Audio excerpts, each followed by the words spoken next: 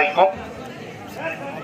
কেন্দ্রীয় বিএনপি ঘোষিত ইফতার মাহফিল কর্মসূচির আজকে 2 নং বাট্টি ইউনিয়নের 5 নং ওয়ার্ডের বিএনপি কর্তৃক আয়োজিত ইফতার মাহফিলের সম্মানিত সভাপতি, অত্র মসজিদের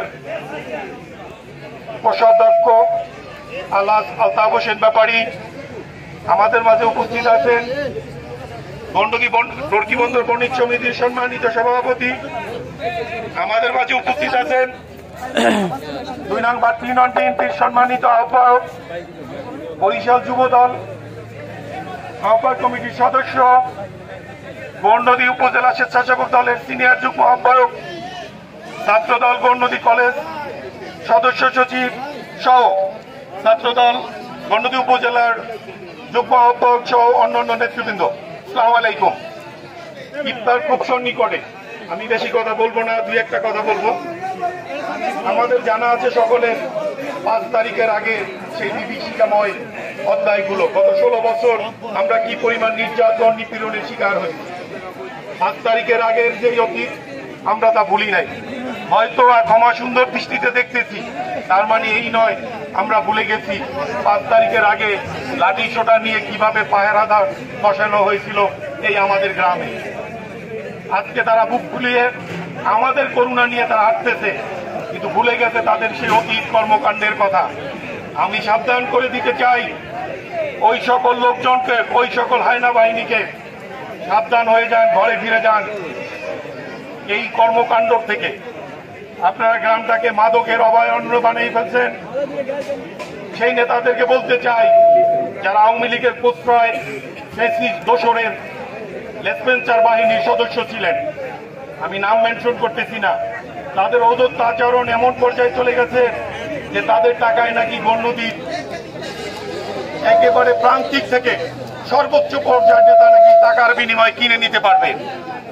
আমি তাদের সাবধান করে বলতে চাই, অতীত কর্মকাণ্ড আমরা ভুলি নাই।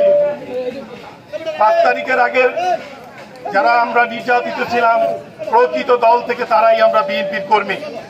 5 তারিখের পরে যারা আসতেন তারা আমাদের ভোটার হবেন, সমর্থক হবেন, কিন্তু নেতৃত্ব পর্যায়ে যেতে পারবেন না। যদি নেতৃত্ব পর্যায়ে যেতে চান, এই 16 বছর আমরা যে পরিশ্রম করছি সেই পরিমাণ পরিশ্রম আপনাদের করতে হবে, পরীক্ষা দিতে হবে, তারপরে আপনারা আসবেন আমাদের কাতারে।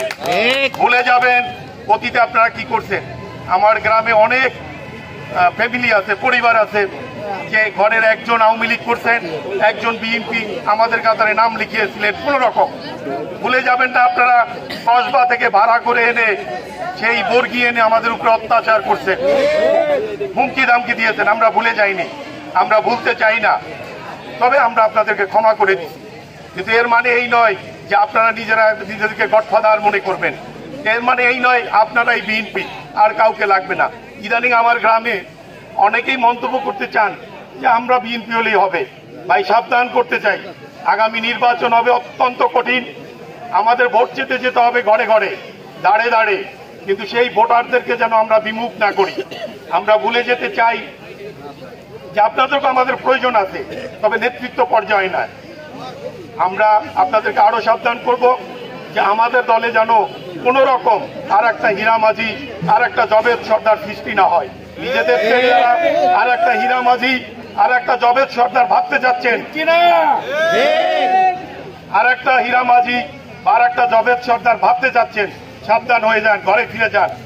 নির্বাচনের পরে আমাদের রূপ কিন্তু পরিবর্তন হয়ে যাবে ইনশাআল্লাহ।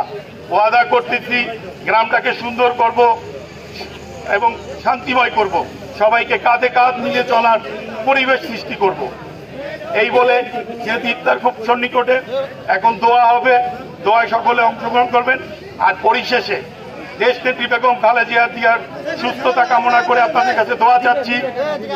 আমাদের দেশ নায়ক তারেক রহমানের দেশে ফেরার প্রত্যাশা কামনা করছি। আর সর্বোপরি আমাদের নেতা রাজনৈতিক অভিভাবক এম জহিরুদ্দিন স্বপনের জন্য দোয়া চাই। আগামী নির্বাচনে যাকেই মনোনয়ন দেবেন আমরা ঐক্যবদ্ধ হবে, ঝাঁপিয়ে পড়ব ধানের শীষের জন্য, ঝাঁপিয়ে পড়ব শহীদ জিয়াউর রহমানের জন্য, ঝাঁপিয়ে পড়ব বেগম জিয়া, ঝাঁপিয়ে পড়ব তারেক রহমানকে আগামী দিনের প্রধানমন্ত্রী করার জন্য।